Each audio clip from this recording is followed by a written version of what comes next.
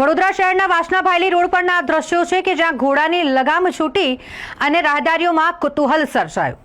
ઘોડાની લગામ છૂટતા ઘોડો રસ્તા પર દોડાદોડી કરી રહ્યો હતો ને જેના કારણે કેટલાક રાહદારીઓના જીવ પણ અદ્ધર થઈ ગયા હતા। આ દ્રશ્યો વાસણા ભાયલી રોડ પરના હોવાની જ માહિતી સામે આવી રહી છે કે જ્યાં ઘોડાની લગામ છૂટી જતા ઘોડો ટ્રાફિકની વચ્ચે રસ્તા પર દોડતો નજરે પડ્યો અને જે દ્રશ્યો કેમેરામાં કેદ થયા છે।